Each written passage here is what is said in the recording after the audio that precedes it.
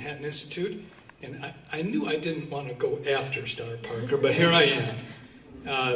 If you don't know the Manhattan Institute and you think that Manhattan Institute is somehow inconsistent with CPAC values, well, as a colleague of mine, David DeRocher, who's in the back there, says we're the red think tank for the blue states, and so we're on the front lines. At least we like to think of ourselves that way. You know, I was wondering before writing my remarks, why should it be considered surprising at all that conservatives take an interest in cities? Well, I suppose maybe in some quarters there's a Jeffersonian feeling that the real America is out in the farms and all of that. But I think what we're really dealing with is a dynamic that began in the 1960s and in the post-World War II era, when you had a lot of very poor people come north from the South, predominantly African Americans, and the exceptional poverty of this group set the stage for big cities becoming the particular focus of government-initiated forms of assistance, much differently than we treated, as Starr referred to, other previous waves of immigrant groups. You can trace this to the beginning of public housing in 1937, but really it starts with the Johnson administration's Great Society. That set in motion a long series of government-led efforts to do something about the cities. Under Johnson was the Department of Housing and Urban Development.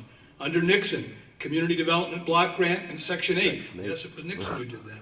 Yep. Under Clinton, the Empowerment Zone and Community Development Corporations, the Community Reinvestment Act. It's clear in retrospect that these programs were just not effective, except in tying electoral constituencies to officials who were paying them in effect. Conservatives have been right to understand and to call attention to the dependency of all of this, as our previous speakers have done. But let's not lose sight of the fact that some cities, like New York, have gotten better in recent years, and that they owe their rebirth to safe streets and the hard work of individual residents. Now, liberals are the ones who claim the greatest concern for cities, but it's been a series of conservative reforms that have actually done the job in improving cities. Let's start, we heard before, but let's start with welfare reform.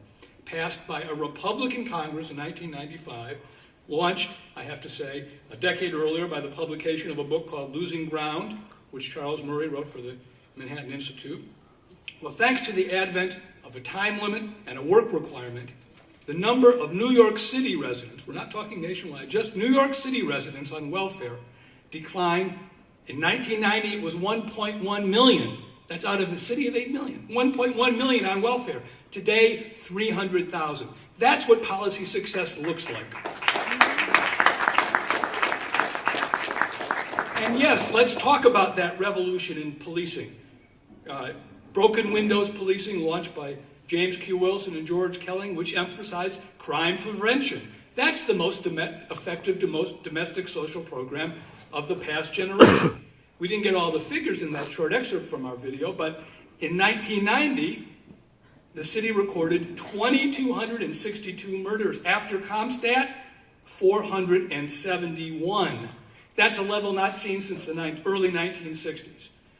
As my colleague Heather McDonald has pointed out, there is every reason to believe that this decline, get this, saved the very lives of 10,000 minority males. They're the population most at risk of homicide death. 10,000 in New York City alone. And you know why? Because conservatives had this right. Get the difference. In the 1960s, New York Mayor John Lindsay rejected calls for a stronger police response. This was not bipartisan, let's have stronger police. He rejected, he said he didn't see much difference between, quote, the random terror of the criminal and the official terror of the state. He was the mayor. But this is not just a question, when we talk about cities, of how to deal with crime and poverty.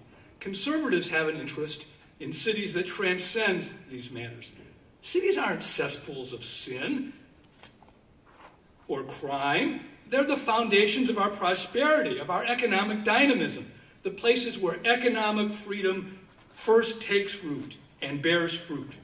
We should trust freedom, going back to the title of our panel, trust freedom to improve both the physical city and uplift the poor, as cities have historically done.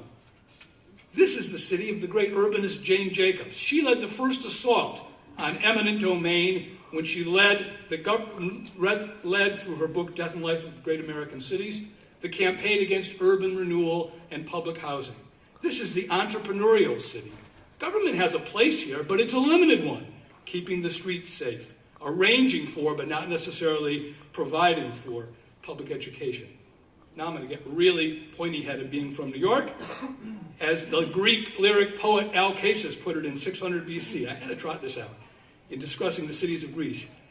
The city is not houses finely roofed, nor the stones of walls well built, nor canals nor dockyards, but men able to use their opportunity.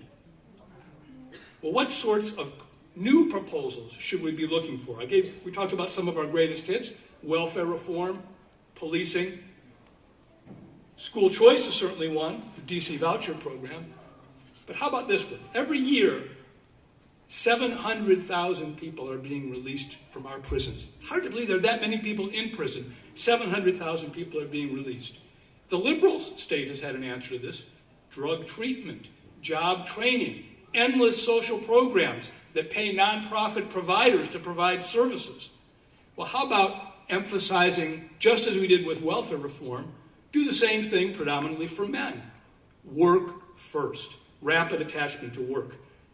In Newark, a pro-school choice African-American mayor, Cory Booker, has the Newark Prisoner Reentry Initiative emphasizing just that, work first. What about public housing? We think, God, that's hopeless. Well, how about this? In Atlanta, the housing authority there, headed by another African-American leader, Renee Glover, has literally demolished all but the elderly apartment complexes it owns, knocked them all down, replacing them with privately owned apartment complex and mainly housing vouchers for the others, but a housing voucher like welfare reform with a work requirement. Employment among public housing tenants in Atlanta has gone up from 13% to almost 70%. Wow. We conservatives must not forget that our cities are also replete with examples of non-governmental civil society programs. And governments may want to call attention to the good works that those are doing, but they shouldn't be doing those things themselves. At the Manhattan Institute since 2001, we've been recognizing these groups with our annual Social Entrepreneurship Award. And I hope you'll look for that on our website, as well as a lot more of our good new urban policy ideas on a website we maintain called citiesonAhill.org. Conservatives should never apologize for not supporting a wide range of government programs, from no strings attached cash welfare to the Community Reinvestment Act, which have consistently boomeranged. We should be proud to point out that it's the conservative approaches which have proven to do what the liberal ones fail to do, both for urban residents and the larger economy: make cities work. Thanks very much. Thank you.